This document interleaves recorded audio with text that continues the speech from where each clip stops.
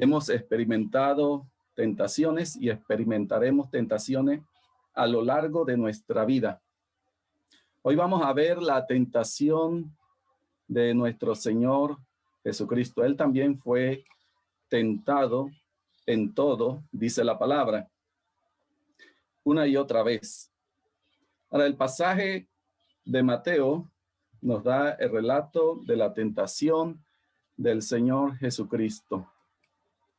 En Mateo capítulo 4, versículo 1 al versículo 11, podemos ver que el Señor fue tentado.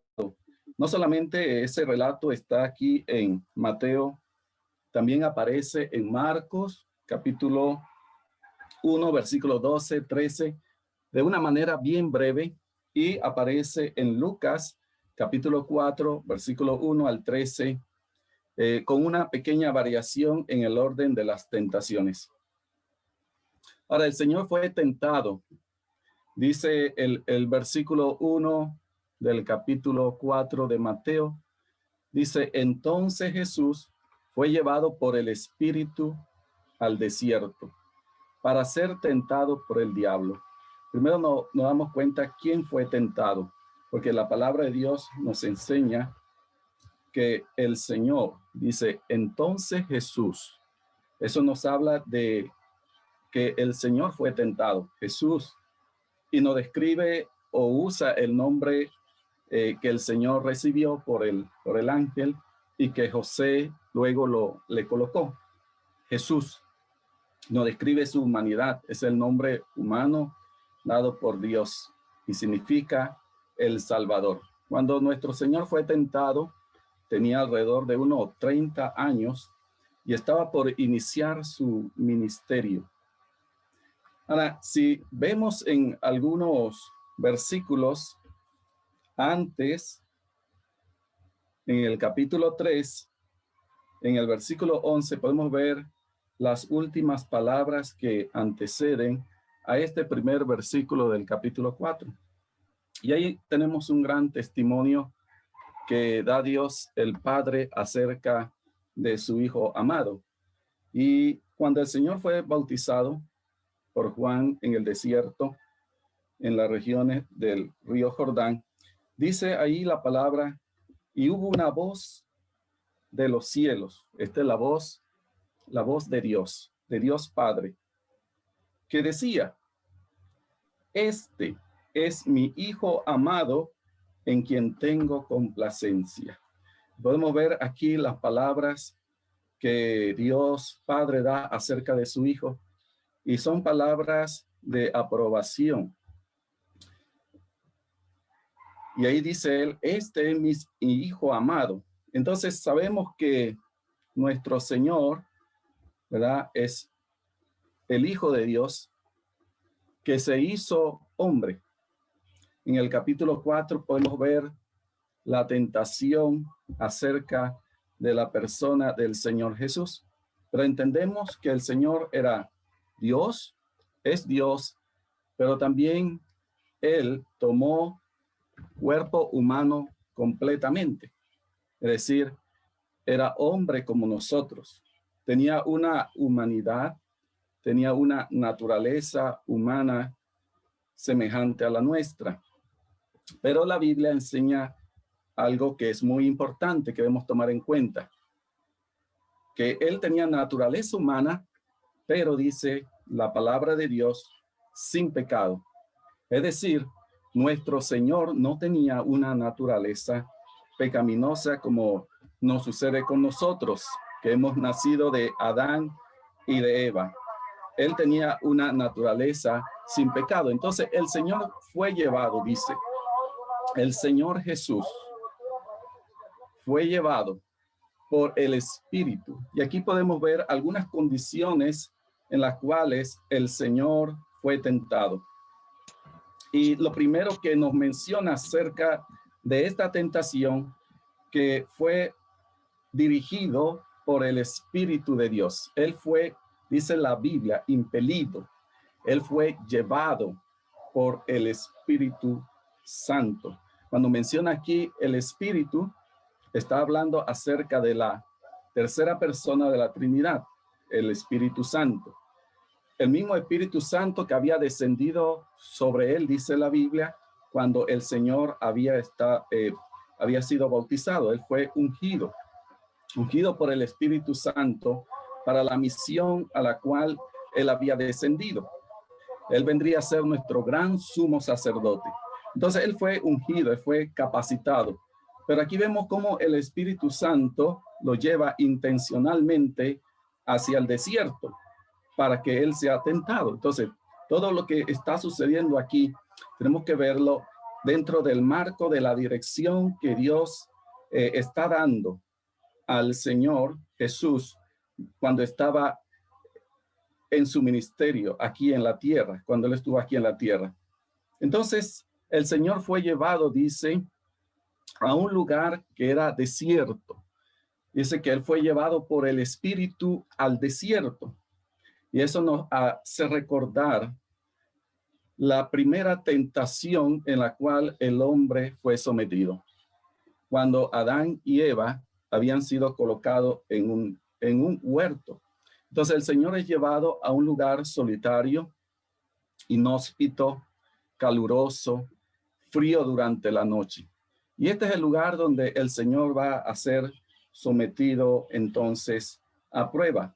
Un lugar distante, un lugar donde solamente estaba el Señor, estaba el Espíritu de Dios guiando la vida del Señor, pero también otro personaje siniestro. Entonces él fue llevado al desierto y podemos ver las desventajas en la cual el Señor estuvo, comparándola con la primera tentación del ser humano cuando Adán y Eva estaba rodeado de toda comodidad. Estaba en un paraíso, dice la Escritura, y ahí no le hacía falta nada. Ahí tenían todo lo necesario que requerían ellos para vivir. Sin embargo, Adán y Eva, cuando fueron tentados, fracasaron y se dieron a la tentación.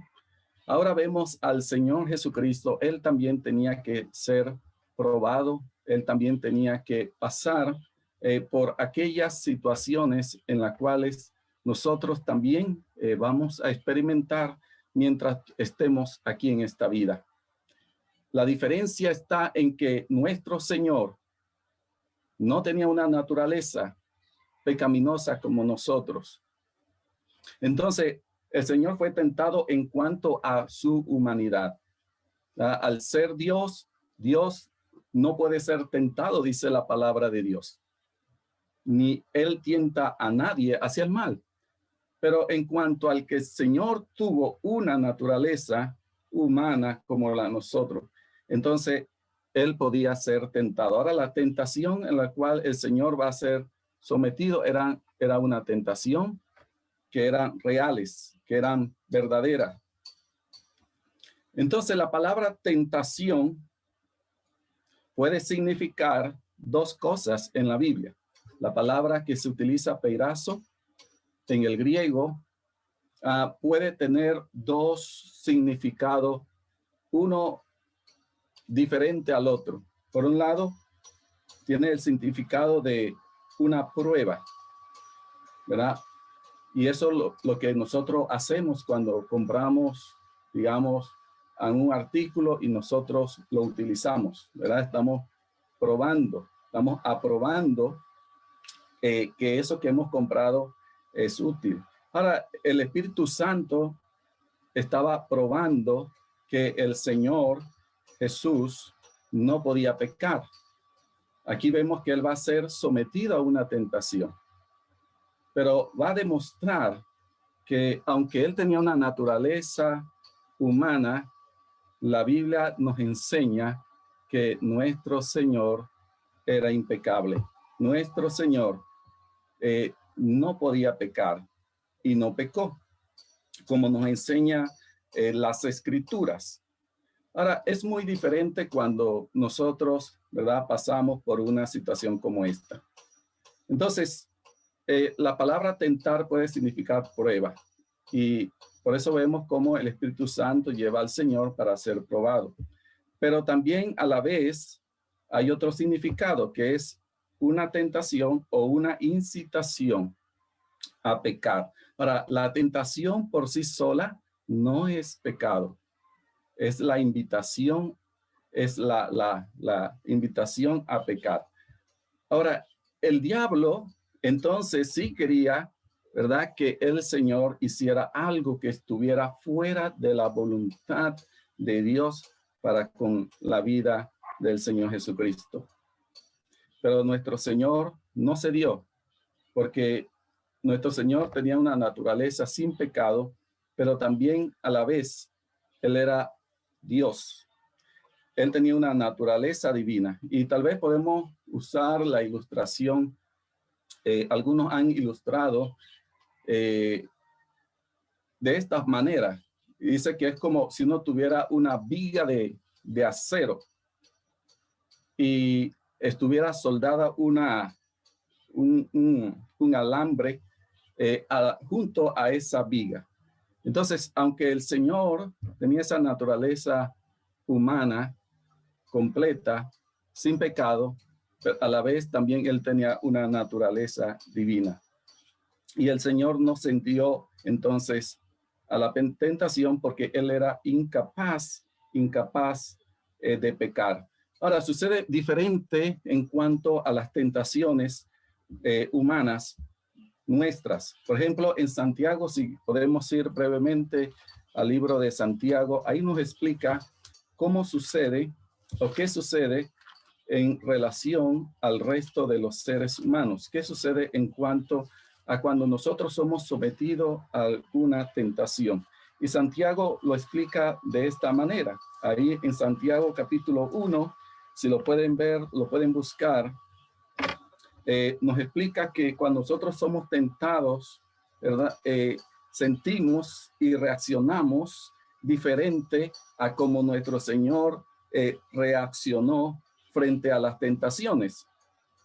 Y a veces sentimos ¿verdad?, una mezcla de sensaciones internas que reaccionan en cuanto a la tentación que nos atrae. Dice el capítulo 1, versículo 13, dice, cuando alguno, es decir, cuando estemos o seamos tentados, dice, cuando alguno es tentado, no diga que es tentado de parte de Dios. Es decir, la fuente de nuestras tentaciones no provienen de Dios. Tampoco Dios lo hace, porque dice, ni Él tienta a nadie. Ahora, entonces, ¿por qué somos tentados? ¿Por qué sentimos esa atracción en cuanto a hacer algo fuera de la voluntad de Dios? Dice el versículo 14, sino que cada uno es tentado. Y ahí nos habla de una realidad que todos experimentamos. Tenemos una naturaleza pecaminosa que hemos heredado. Entonces, dice aquí Santiago que cada uno es tentado cuando de su propia concupiscencia es atraído y seducido. Entonces, la tentación tiene una fuente interna en el corazón del ser humano. ¿Ya? Tenemos internamente deseos que se unen muchas veces a la tentación cuando tenemos que enfrentarla. Entonces dice que cada uno es atraído y seducido, ¿verdad?, internamente. Entonces, cuando hablamos de la tentación del Señor, el Señor no tenía, ¿verdad?, esas atracción o esos deseos o esas pasiones internas, porque la Biblia nos dice que él era un ser santo. Él era, ¿verdad?, un ser santo, nunca pecó ni podía pecar. En el libro de Pedro nos recuerda, primera de Pedro, capítulo 2, 22, nos confirma esta gran verdad en cuanto a la persona del Señor Jesucristo. ¿Y qué dice ahí Pedro? Dice ahí, el cual no hizo pecado. Ahora, el Señor sí fue tentado en cuanto a la naturaleza humana. Pero dice Pedro, el cual no hizo pecado, ni se halló engaño en su boca. Entonces, nuestro Señor no podía pecar. Y eso es lo que este pasaje nos recuerda frente a nosotros. Y es muy importante porque es así como nuestro Señor puede socorrernos, como nuestro Señor puede ayudarnos cuando nosotros estamos sometidos a diversas tentaciones, porque tenemos un Señor que ha vencido, que, que es victorioso y que Satanás, por más que intentó, no pudo derrotarle. No sucedió así mismo con Adán y Eva. Adán y Eva en la primera cayeron. Y muchas veces sucede parecido con nosotros, cuando somos tentados y después entonces fracasamos cuando no confiamos en el Señor ni en su dirección. Pero vemos que aquí el Señor estaba dirigido, estaba lleno del Espíritu de Dios. Entonces dice la Biblia que él fue tentado y fue llevado a un lugar desértico para ser tentado. Y dice la palabra que era tentado por el diablo. Ahora hemos estado viendo un poco en cuanto a este personaje que nos habla las escrituras. Ahora, ¿quién es Satanás? Hemos estado tratando de dar algunas respuestas acerca de la palabra de Dios tocante a este personaje y vimos en el libro de Job, en el capítulo 1 y 2, cómo este personaje aparece ante la presencia de Dios y allí a él es llamado como Satanás o es llamado Satanás.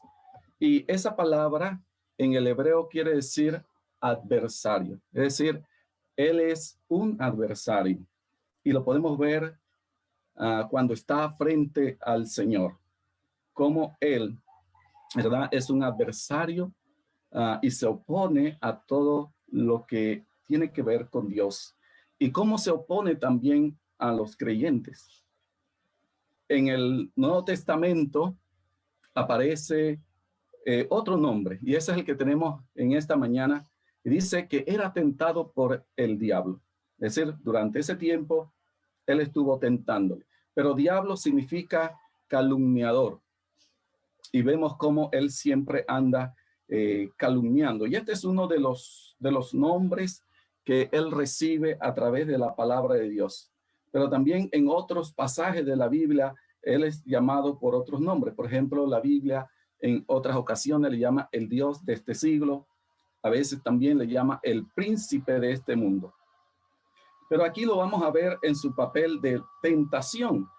Ahora, ¿cuál era el propósito por el cual él tentó al Señor? Bueno, Satanás quería que el Señor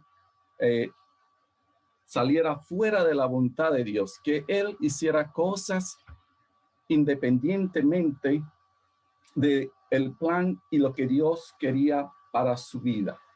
Entonces podemos ver esta confrontación en el desierto entre nuestro Señor y entre este ser que aparece en la escritura y que vamos a estar viendo un poquito en cuanto a él, porque muchas veces él es el origen o la fuente de nuestras luchas y de nuestras batallas espirituales. Sin embargo, tenemos que reconocer que también tenemos, ¿verdad?, en nosotros la carne, y por eso que también sentimos esa atracción en cierto momento a aquellas cosas que están también fuera de la voluntad de Dios para nuestra vida.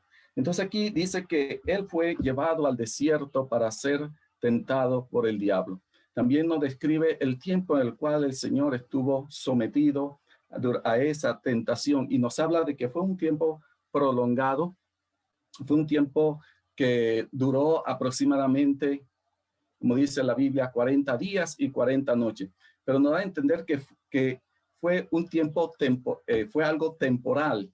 No fue todo el tiempo, todas las veces, de manera incesante, sino que fue un tiempo especial en el cual él fue llevado a este lugar y él fue tentado durante esos días. Y dice la Biblia que después de haber ayunado 40 días y 40 noches, tuvo hambre. Después de estar durante estos días, el Señor al final experimentó lo que es el hambre. Y esta es una de las pruebas que la palabra de Dios nos da acerca de la humanidad del Señor. Todos los seres humanos necesitamos comida y agua para poder sostener la vida. Nuestro Señor, al venir a este mundo, también Él estuvo sometido a todas las condiciones humanas y a las limitaciones que tenemos y que son propias del ser humano. Y nuestro Señor estuvo en condiciones quizás peores por las cuales nosotros hemos sometido. Y este es un punto en el cual nuestro Señor está aquí sometido a una situación de presión durante 40 días, y evidentemente lo que sucedería después de cierto tiempo que nosotros dejamos de comer en un lugar como el estaba aquí el Señor, lo más evidente es que uno va a tener hambre. Entonces nuestro Señor tenía que descansar, Él tenía que comer, Él tenía que beber para entonces sostener también la vida. Ahora, sentir hambre no es nada malo, sí, pero sí da lugar a la primera tentación que nos menciona aquí el libro de Mateo, porque nuestro Señor sintió hambre. Ahora, ¿cuánto puede uno soportar sin comer? Ahora, sabemos que una persona puede valerse por algunos días sin tomar agua. El agua es una de los elementos más necesarios para sostener la vida física. Uno puede durar unos pocos días, pero uno puede soportar más días de acuerdo a la contextura. Por ejemplo, si uno es muy delgado, tal vez no puede soportar por tanto tiempo el dejar de comer. Ahora, si uno es un poco más fuerte, más robusto en cuanto a la salud, entonces puede soportar más días. Y uno ha escuchado historias de personas que han estado perdidas en el mar, que han pasado días, han pasado noches para poder sobrevivir. Ahora, el Señor estuvo aquí y no ha comido. Yo recuerdo una anécdota en cuanto a mi vida, cuando sentí un hambre tremenda. Y eso solamente había pasado durante una mañana que teníamos que subir una montaña. Durante toda la mañana estuvimos caminando y caminando sin poder tomar agua, sin poder, porque había que racionar el agua para el camino. Y sentí que el hambre y la sed pusieron mis piernas de trapo. Y ahí yo iba, ¿verdad? Y mis compañeros igual que iban junto conmigo, ellos igual se sentían así. Y de pronto apareció un charquito subiendo el cerro, la montaña, y era un charco donde el agua estaba sucia, donde el agua estaba chocolate, y mis amigos no se resistieron el poder tomar de esa agua. Ahora, yo no quise tomar, y como el guía dice, bueno, cuando llegamos allá arriba va a haber una fuente de agua limpia y de ahí podemos beber. Pero sí sentía esa sensación de angustia en mi estómago, en mis piernas por el cansancio. Ahora nuestro Señor está aquí y Él está siendo probado por el enemigo. Y dice la palabra, la primera tentación a la cual el Señor fue sometido está relacionado exactamente con las necesidades físicas que el Señor tenía. Y que igual todos nosotros, como seres humanos, tendremos durante la vida muchas necesidades físicas.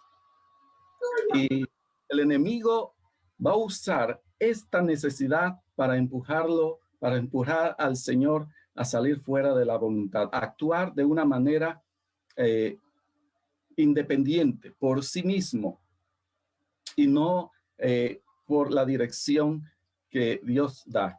Entonces, eso es lo que Satanás quería que el Señor hiciera. Entonces, La primera tentación tiene que ver con esto, con satisfacer necesidades propias del ser humano. Ahora en el versículo 3 de Mateo 4 dice, y vino a él. Ahora Satanás ha estado ahí rondeando, ha estado ahí viendo. Y escoge este momento de gran necesidad en la vida del Señor. ¿Se acuerdan cuando vimos a Job? El momento oportuno que él utilizó para atacar a la vida de Job. Porque la intención cuando atacó a Job era para que Job, al perder todas las cosas, él blasfemara de Dios y él maldijera a Dios. Y él escogió el momento cuando sus hijos se habían reunido, cuando todos estaban ahí llenos de felicidad, y de pronto le quita todo y lo deja en la calle y lo deja desnudo, como dice el mismo Job. Él escogió ese momento. Ahora está el Señor aquí en desierto. Ahora el Señor siente una intensa hambre en cuanto a que él era hombre como nosotros.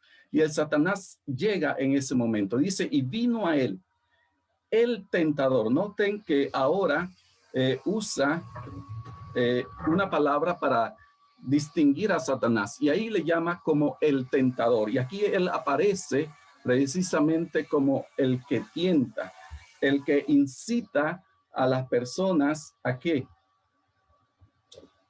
hagan cosas que no están dentro de la voluntad del Señor. Igual como cuando Adán y Eva estaban ahí. Y dice que apareció también para tentar a Adán y Eva. Entonces dice la Biblia, dice, y le dijo, si eres el hijo de Dios, si eres hijo de Dios, eso no quiere decir que encuentra alguna duda en cuanto a la identidad del Señor. Satanás bien conocía y bien sabía. Ya teníamos el testimonio que Dios había dado abiertamente cuando el Espíritu Santo había venido, cuando dijo, este es mi hijo amado.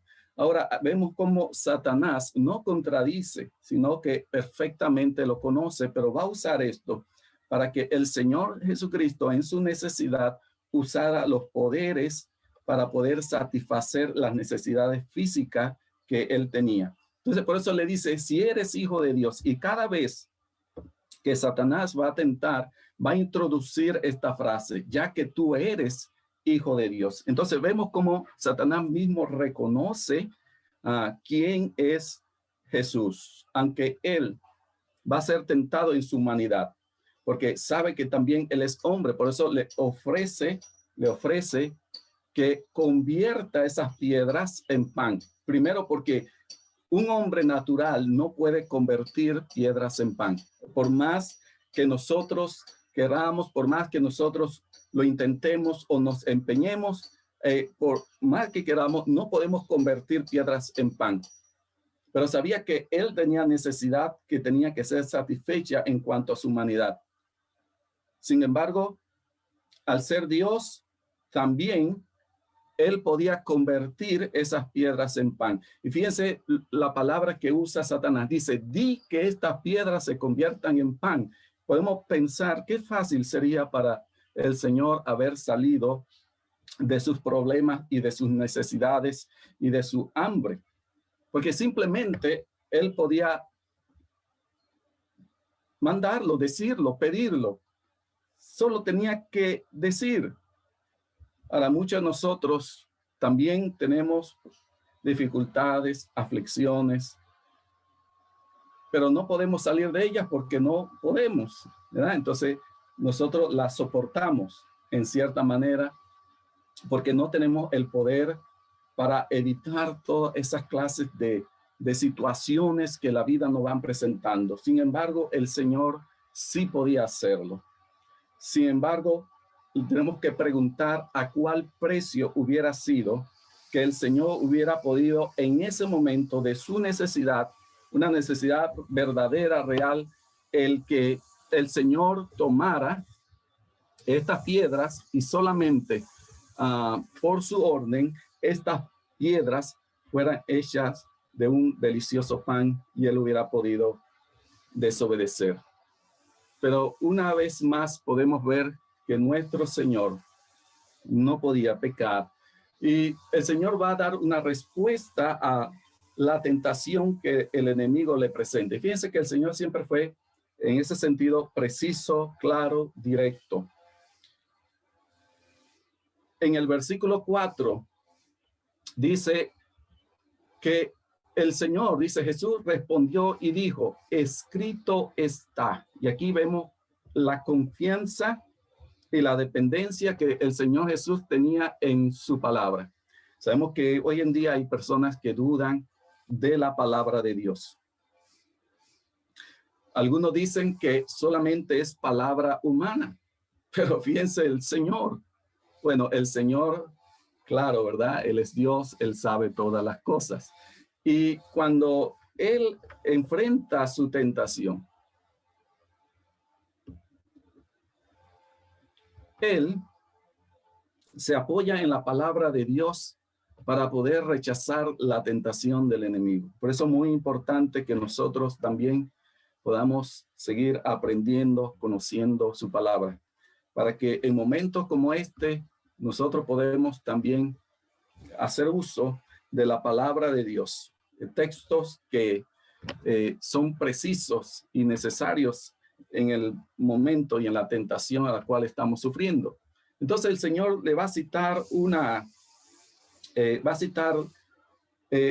el libro de Deuteronomio, capítulo 8, versículo 3. Ese es el pasaje que el Señor le cita. Y dice, no solo de pan vivirá el hombre, sino de toda palabra que sale de la boca del Señor. Ahora, ¿qué dice Deuteronomio capítulo 8, versículo 3? Y es interesante que todas las veces que el Señor respondió al enemigo, siempre lo hizo usando la palabra del Señor, usando la Biblia. Y usó precisamente este libro, el libro de Deuteronomio, que ha sido un libro que muchos han atacado. Algunos han dicho que este libro no lo escribió Moisés, sino una persona mucho tiempo después de él, invalidando de esta manera entonces la palabra del Señor. Pero miren cómo el Señor ratifica la palabra. Entonces en el versículo 8:3, ahí nos recuerda el momento cuando la nación de Israel estuvo en el desierto. Dice, y te afligió, ese es el pasaje.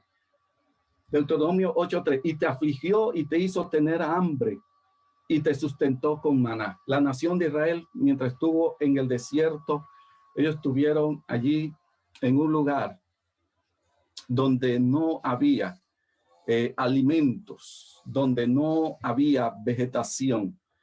Y cuando estuvieron allí, ellos tuvieron hambre. Ahora, Dios lo hizo ¿para qué?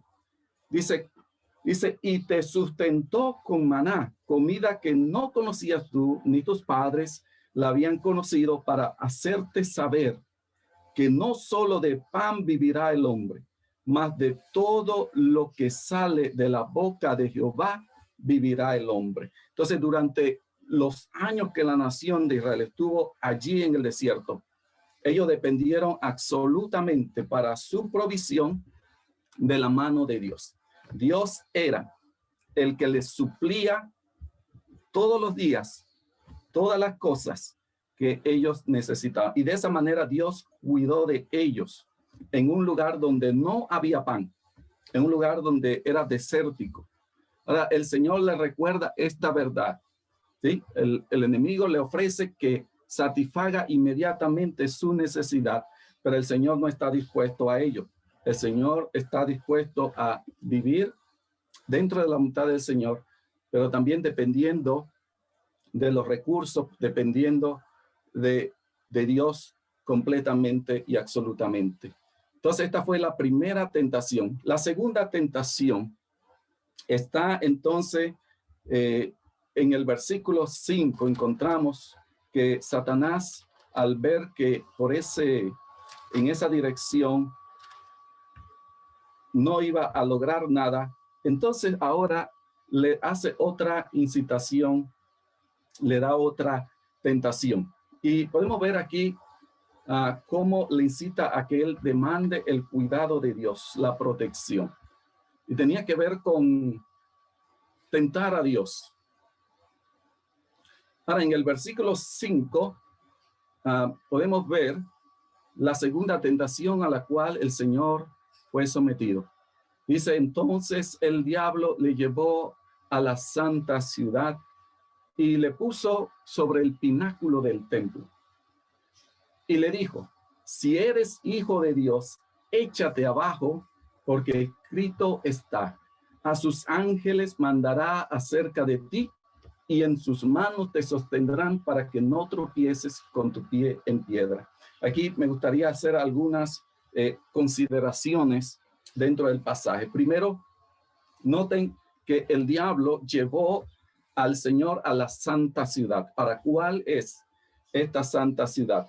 En el libro de Lucas, capítulo 4, versículo 9, que es un pasaje, podemos decir, paralelo a el libro de Mateo, en el versículo 9, ahí hace una diferenciación, no es igual, usa otras palabras para referirse a lo mismo. Entonces dice, y le llevó a Jerusalén y le puso sobre el pináculo del templo. Entonces, la santa ciudad, el lugar donde estaba el templo, Jerusalén.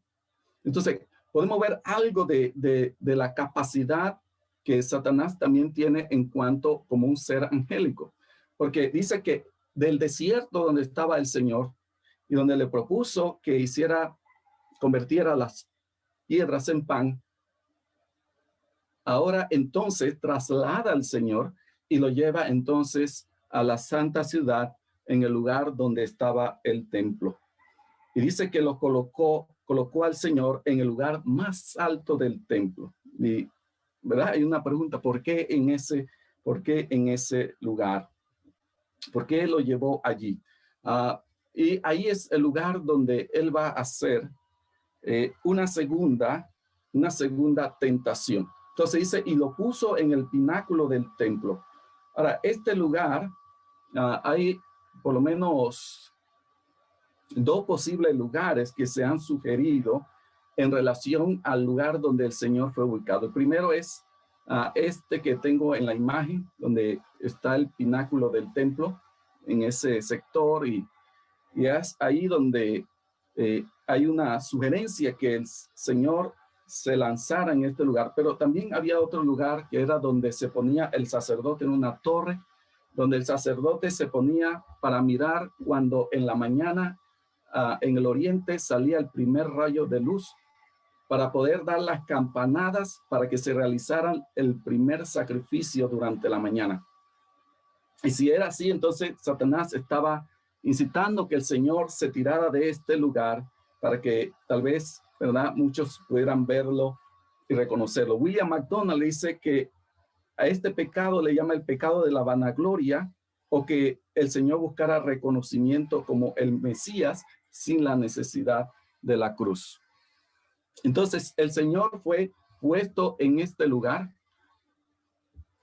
y dice el pasaje, y le dijo, si eres hijo de Dios. Nuevamente vuelve a mencionar que como hijo de Dios, y le recuerda algunas promesas que aparecen en la Escritura. Entonces Satanás incitó al Señor se tirara abajo. Pero en medio de esa tentación, algo muy interesante. Uno, que Satanás cita las Escrituras. ¿Qué quiere decir con eso? Que las conoce, las sabe. Y no es la primera vez que él hace esto. Por ejemplo, cuando Adán y Eva fueron tentados, nos damos cuenta de que cuando se acerca a Eva, le sugiere con que Dios ha dicho. Entonces, en cierta manera, Satanás estaba al tanto, enterado de cuáles habían sido las palabras que Adán había recibido dentro del huerto. Y le sugiere entonces a Eva, solo que hace entonces un cambio, tuerce la palabra del Señor. Ahora, no es sorprendente de que muchos cultos que existen también utilicen la escritura. Y uno tiene que tener siempre sus cuidados cuando usan las escrituras. Por ejemplo, los testigos de Jehová, ellos usan algunos pasajes para decir que el Señor no es Dios, que Cristo no es Dios. Ellos usan pasajes donde dice que el Señor es inferior, que Él es una criatura. Y citan pasajes como esta donde dice, bueno, el Señor tuvo hambre. Entonces, ¿cómo Dios va a sentir hambre o cosas semejantes? Entonces, usan la escritura y van uniendo una con otra para enseñar algo que la Biblia no enseña, porque la Biblia sí enseña que Él es hombre, pero también que Él es Dios, ¿verdad? El verbo se hizo carne. Dios, el Dios eterno, tomó, ¿verdad? Naturaleza humana. Entonces, aquí vemos cómo Satanás ahora también usa la palabra de Dios. Un salmo, el Salmo 91, que es un salmo que ahora que empezamos la pandemia, muchos estuvimos citando, estuvimos revisando este salmo, donde podemos ver la seguridad, el cuidado, la protección también. Pero aquí hay una promesa que Satanás utiliza en cuanto al Mesías, en cuanto al Señor Jesucristo. Ahora, este salmo también es un himno que nosotros tenemos en el himnario, en el himno número 56, el que habita al abrigo del Altísimo. Y hemos entonado ese himno en varias ocasiones. Pero Satanás hace algo aquí, porque él dice y le recuerda al Señor, si eres hijo de Dios, échate abajo, porque escrito está, a sus ángeles mandará acerca de ti y en sus manos te sostendrán para que no tropieces con tu pie en piedra. Entonces él le recuerda que si él se lanzara, Dios, ¿verdad? Actuaría inmediatamente por medio de los ángeles para rescatarlo, para que no sufriera daño. Entonces, al ser hombre, él podía caer, incluso podía morir. Y este lugar era bastante alto. Pero lo que Satanás hace es que él omite. Entonces, podemos ver cómo el enemigo muchas veces emplea la palabra de Dios. Puede usarla, pero a su modo, a su conveniencia. Entonces, en este pasaje, en el Salmo 91, capítulo 11 y versículo 12, que es el pasaje que él cita. Y él dice, pues a sus ángeles mandará cerca de ti que te guarden en todos tus caminos. Y él omitió esa frase, que te guarden en todos tus caminos. Y luego dijo, en las manos te llevarán para que tu pie no tropiece en piedra. Entonces, esto sería sacar prácticamente al Señor de la voluntad que Dios tenía para él. Cuando el Señor vino a este mundo, él dijo, porque el Hijo del Hombre no vino para ser servido, sino para servir y para dar su vida en rescate por mucho. Entonces el Señor sabía cuál era el deseo del Padre, cuál era la misión que él tenía que realizar en este mundo. Entonces Satanás emplea esta tentación para provocar al Señor, para que demostrara quién era él y que, ¿verdad?, Dios actuara y enviara a sus ángeles y les sostuviera. Ahora, ¿cuál es la respuesta que el Señor da? Nuevamente el Señor le dijo, Jesús le dijo, escrito está también. Ahora le va a decir, sí, es cierto, eso está ahí en la escritura, pero también escrito está. Yo lo veo como siempre da un balance a la palabra de Dios. Sí, hay texto en la palabra de Dios, pero tenemos que verlo en una manera integral, equilibrada. Estaba recordando la historia de un pastor en los Estados Unidos. Y este pastor usaba una cita del libro de Marcos, en el libro de Marcos, donde dice que uno puede, capítulo 16, tomar, dice, en las manos serpientes y beber cosa mortífera y no les hará daño. Y este pastor dice que él predicaba con una serpiente cascabel en su mano, porque él confiaba en ese pasaje donde el Señor iba a cuidar, iba a proteger de no, ¿verdad? Una serpiente no iba a causar muerte. Pero en uno de esos cultos que tenían, aquella serpiente picó al pastor. Y dice que él siguió predicando mientras la sangre iba, ¿verdad? Derramándose en su mano hasta que cayó. Y él murió. Entonces ahí podemos ver un caso donde él usó tal vez como una promesa que él vio para él, pero que fuera de su lugar. Ahora aquí el Señor dice, tírate y no te va a pasar, Dios va a venir, Dios te va a sostener. Había una promesa allí. Pero el Señor dice, escrito está también, dice, no tentarás al Señor tu Dios. Ahora, ¿qué porción está usando el Señor? Dice que en el libro de Deuteronomio, regresando al libro de Deuteronomio, capítulo 6, Deuteronomio 6, versículo 16, nos da aquí nuevamente un pasaje, y ese pasaje nos refiere a otro pasaje que está en el libro de Éxodo. Dice Deuteronomio 6, 16, no tentarás a Jehová vuestro Dios. Eso le había dicho Moisés al pueblo de Israel antes de entrar a la tierra prometida. No tientes al Señor tu Dios, como lo tentaste, dice en Masá. Ahora, ¿qué pasó en Masá? Entonces, en Éxodo capítulo 17, versículo 17, nos recuerda en la ocasión que el pueblo tenía sed y el pueblo se quejó delante de Dios y Dios entonces le suplió agua en abundancia. Sin embargo, el pueblo había murmurado. Y en el versículo 17 dice lo siguiente, dice, y llamó el nombre de aquel lugar Masá. Esto quiere decir prueba.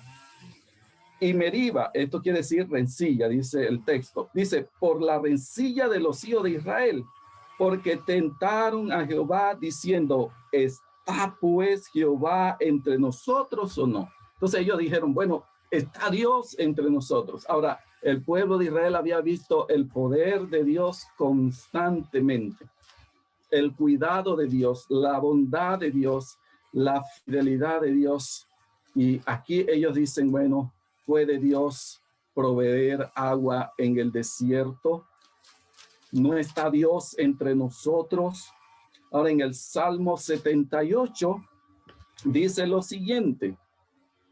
En el Salmo 78 vuelve más adelante a recordarse ese momento en que el pueblo, ¿verdad?, dudó de Dios, donde el pueblo provocó a Dios. Y ahí dice, les dio, Salmo 78, versículo 14, dice, les dio de día con nube y toda la noche con resplandor de fuego. Hendió las peñas en el desierto y les dio a beber como de grandes abismos. Pues sacó de la peña corrientes e hizo descender aguas como río. Miren cómo Dios proveyó a la nación abundantemente en el desierto.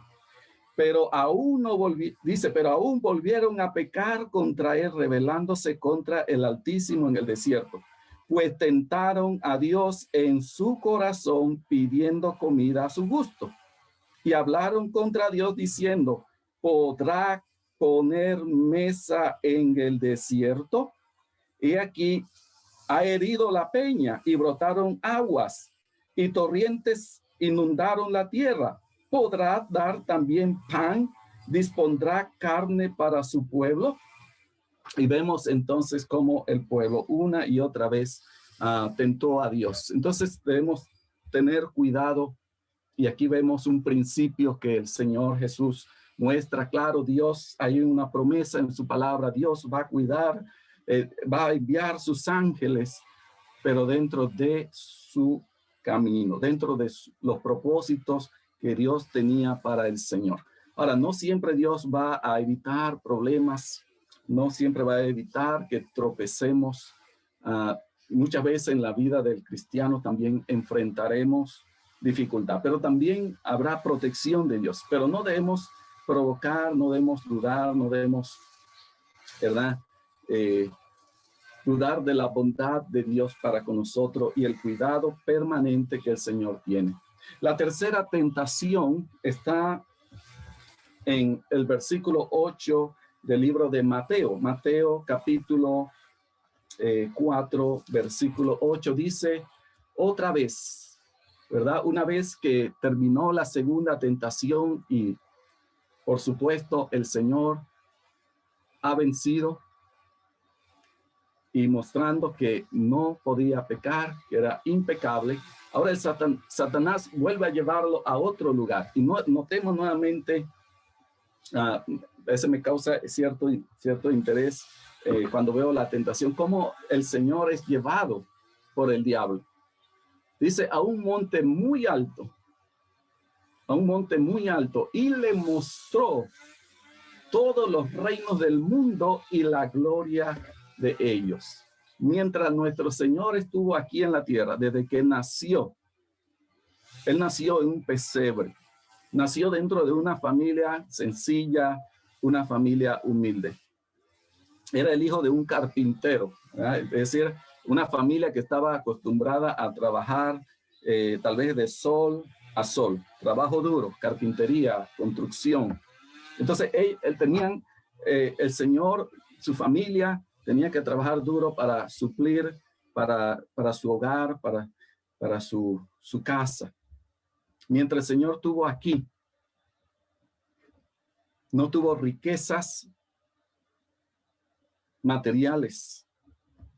Aunque el Señor, dice la palabra, que Él es el dueño legítimo de todas las cosas. Y uno puede entender lo que significó que el Señor condescendiera y viniera a este mundo a morir, ¿verdad? Siendo rico, dice la Biblia, se hizo pobre. Aún el Señor mismo admitió en Mateo 8:20, Él dice, las zorras tienen guaridas y las aves del cielo nidos, mas el Hijo del Hombre no tiene dónde recostar su cabeza. Y eso, para nosotros, recostar un lugar, una casita propia, una almohada, una camita. Pero dice que no tiene dónde recostar su cabeza. Ahora vamos a ver la tentación entonces que el Señor va a presentar al Señor. La tercera tentación. Y tiene que ver con poseer los reinos, todos los reinos y la gloria del mundo en ese momento. Alguien había dicho que cuando Satanás tentó a Judas, bueno, Judas es muy diferente al Señor Jesucristo en todo, pero dice que le ofreció unas cuantas monedas de plata. Pero cuando hablamos de la tentación del Señor, Satanás le ofreció todo lo que estaba bajo su potestad, todo lo que estaba bajo él. Entonces dice que le mostró. Ahora, todavía en este tiempo no habían el avance de la tecnología. Por ejemplo, tenemos hoy en día los televisores, los celulares nos permiten poder conocer lugares o estar simultáneamente en un evento deportivo, cultural en cualquier otra parte del mundo, o ver una noticia al mismo tiempo. Y uno puede ver todo, ¿verdad? Por medio del avance pero cuando el Señor estaba aquí todavía no existía esos tipos de tecnologías. Pero vemos cómo Satanás puede mostrar. Dice, y le mostró todos los reinos del mundo y la gloria de ellos. Cuando el Señor Jesús estuvo, habían imperios grandes en el mundo. Actualmente, en ese momento estaba el Imperio Romano, que era el amo y señor de esas regiones, y ellos estaban bajo el Imperio Romano. Pero habían otros reinos, como en ese tiempo estaban los chinos, estaba el reino de la India, estaba el reino de los partos y tal vez muchos otros reinos más. Entonces él le mostró los reinos del mundo, pero también le mostró la gloria, la grandeza, el poder, la riqueza que esos reinos poseían. Entonces podemos ver hoy en la actualidad, en nuestro mundo entero, ¿verdad? Clases de reinos por todo el mundo. Y cómo personas ambicionan controlar el mundo. Y personas que están invirtiendo, personas que están viendo cómo pueden poseer más control, más autoridad sobre los demás. Cómo pueden adueñarse, apoderarse del mundo. Ahora, Satanás le ofrece al Señor los reinos del mundo en ese mismo momento. Y él dice, todo esto te daré. Ahora, en el futuro, podemos ver algo muy interesante. Durante el reino del anticristo, el enemigo dará al anticristo su reino.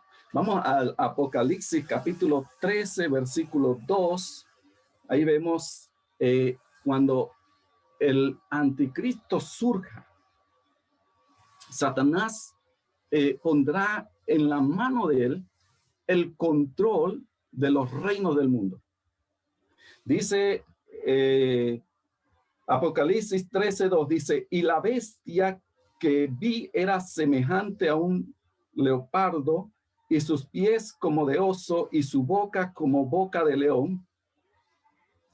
Y el dragón le dio su poder y su trono y grande autoridad. Miren lo que le da. Dice, el dragón, que es Satanás, dice, le dio su poder, su trono y grande autoridad.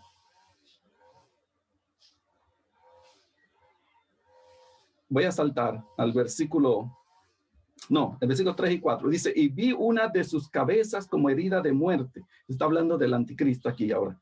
Pero su herida mortal fue sanada y se maravilló, dice, toda la tierra en pos de la bestia, el anticristo. Y adoraron al dragón, Satanás, que había dado autoridad ¿a quién? A la bestia, al anticristo. Y adoraron a la bestia, diciendo, ¿quién como la bestia y quién podrá contra ella? Entonces aquí vemos cómo este hombre en el futuro va a recibir y a obtener los reinos. Ahora, al Señor fueron propuestos, y en esto consistía la tercera tentación para el Señor. Sin embargo, el Señor sí es el heredero de todas las cosas. Y Él es el dueño de todas las cosas también. Y un día Dios Padre le va a dar, ahí en Salmos capítulo 2, dice el Padre, pídeme y te daré por herencia las naciones. La palabra de Dios nos enseña que un día el Señor Jesucristo va a reinar sobre este mundo. Él va a ser el rey y su reino será, dice la palabra, universal. Entonces lo que Satanás estaba proponiendo era, ¿verdad?, algo que el Señor va a tener, pero no de las manos de Satanás ni de él, ¿verdad?, de Satanás, sino que el Señor un día va a tomar lo que le pertenece por derecho, los reinos del mundo. Pero esto va a suceder en relación a la segunda venida del Señor. Cuando el Señor Jesús venga en gloria y en poder con sus ángeles, ¿verdad? Y Él va a reinar como rey, porque Él es, ¿verdad?, el Hijo de David, y su reino no va a tener fin. Entonces, la tercera tentación se le ofrece al Señor el reino y la gloria, y él dice, todo esto te daré a cambio de que Satanás no quiere dar nada si no recibe algo a cambio. Dice, si postrado me adorares. Y aquí podemos notar la osadía del enemigo, cómo él pide la adoración. Entonces Satanás sí quiere la adoración. Satanás quiere que las personas se rindan a él. Y él, a cambio de ofrecer todos los reinos, la gloria, la grandeza del mundo, iba a cambio de que la adorara, iba a dar eso al Señor. Ahora, la respuesta del Señor la tenemos en el versículo 10, como el Señor nuevamente, haciéndose de la palabra de Dios, le va a dar una respuesta precisa, directa, pero va a terminar este tiempo, ¿verdad? Rechazando a Satanás finalmente. Dice, entonces Jesús le dijo, vete, Satanás. Y ahí tenemos la autoridad de nuestro Señor Jesucristo. Porque escrito está. Nuevamente ahora el Señor se va a apoyar en su palabra escrita. ¿Verdad? La palabra escrita. Entonces, al Señor tu Dios adorarás. Solo a Dios le corresponde la adoración. Los ángeles en el Apocalipsis, cuando Juan, después que se le muestra toda la grandeza, ¿verdad? De lo que iba a suceder, y le muestra la nueva Jerusalén, dice que Juan se postró para adorar y el ángel le dice, no lo hagas, ¿verdad? Porque somos consiervos, servimos al mismo Dios. Entonces, solo Dios, y eso también nos habla en cuanto al Señor Jesucristo. Ya, solo Él merece la adoración. Y aquí el Señor le va a recordar este pasaje que nuevamente Moisés en el capítulo 6 de Deuteronomio le recordó al pueblo. Cuando el pueblo iba a entrar a la tierra prometida, el Señor le recordó que aunque ellos no habían tenido nada en el desierto, era una nación que no tenía cosas propias, todo era una tienda y había que mudarse de un lado a otro. Y el Señor le recuerda que ellos iban a entrar a la tierra prometida e iban a recibir, capítulo 6, versículo 10 al versículo 13. Y ellos iban a recibir tantas cosas. Y el Señor le recuerda que no se olvidaran de Él. Cuando estuvieran cómodos en sus hogares, cuando tuvieran casas llenas, cisternas cavadas, cuando tuvieran viñas, cuando tuvieran olivares, cuando estuvieran saciados, dice, cuídate, versículo 12, 6, 12, cuídate de no olvidarte de Jehová, que te sacó de la tierra de Egipto, de la casa de servidumbre. El Señor los había librado a ellos de la esclavitud. Ahora también el Señor nos ha librado a nosotros, ¿verdad? De una esclavitud peor, la esclavitud del pecado. Nos ha dado libertad a través de Cristo. La salvación, la redención eterna a través de la sangre de Jesucristo. Ahora, en cuanto a la nación de Israel, ellos habían sido librados, pero ahora iban a poseer muchas riquezas, muchas cosas, casas y eso. Y en el versículo 3 dice, a Jehová tu Dios temerás, y a él solo servirás, y por su nombre jurarás. No andaréis en pos de dioses ajenos, de dioses de los cuales que están en vuestros contornos, porque el Dios celoso, Jehová tu Dios, en medio de ti está. Entonces ellos tenían que cuidarse también de inclinarse a los dioses que iban a hallar cuando estuvieran dentro de sus hogares, dentro de sus casas. Tenían que evitarlo. Entonces, el Señor obtuvo grandes victorias. El Señor terminó su periodo de tentación por un tiempo. Entonces aquí dice, y el diablo entonces le dejó, y aquí vinieron ángeles y le servían. Noten ahí que los ángeles que había propuesto antes, ahora sí, ¿verdad? En su momento oportuno, necesario, desciende y comienzan a servir al Señor y suplir sus necesidades y todo lo demás. La Biblia nos enseña que debemos resistir al diablo, debemos someternos a Dios. Dice Santiago 4:7, resistir al diablo y huirá de vosotros. Eso es cuando las tentaciones provienen de el enemigo. Si vienen de la carne, entonces la Biblia nos dice que debemos huir de esas cosas. También segunda de Pedro 5:9 le recuerda a los cristianos, le dice, al cual resistir firmes ¿en qué? En la fe. Dice, resistir firmes en la fe. ¿A quién? A Satanás. Ellos estaban pasando por una serie de sufrimientos. Y Pedro tiene que advertirle, avisarle que tuvieran cuidado.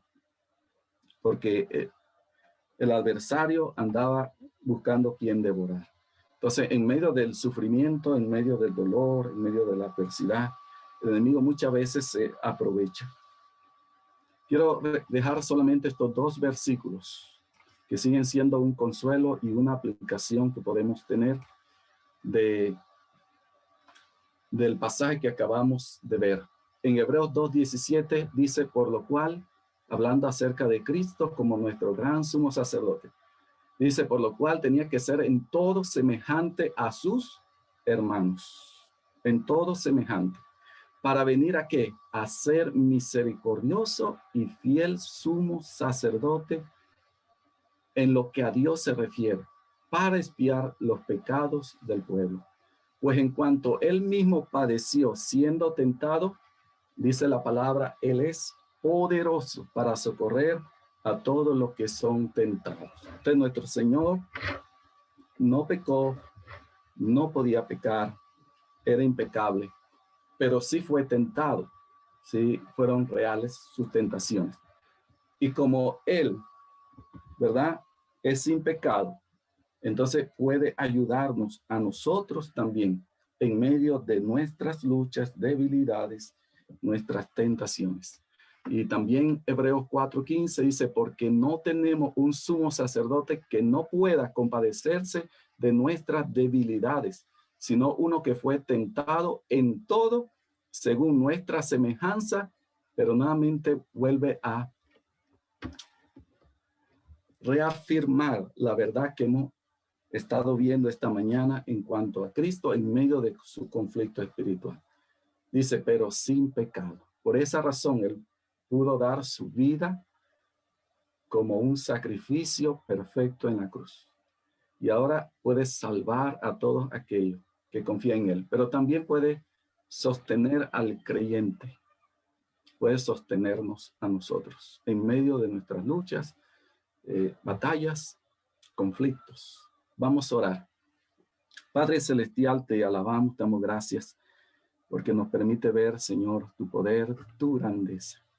Gracias porque nos has provisto un gran Salvador, poderoso, un sumo sacerdote que ve nuestras aflicciones, que nos comprende, pero que nos puede ayudar, porque Él venció toda tentación.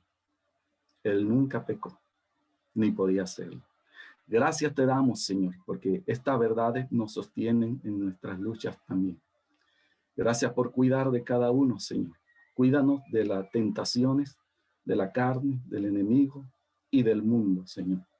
Y que en medio de nuestra batalla podamos salir libres. Pero si pecamos, Padre, si fallamos, fortalécenos y levántanos. Y danos un corazón sensible para reconocerlo delante de ti. Gracias te damos, Señor. En el nombre de Cristo Jesús. Amén.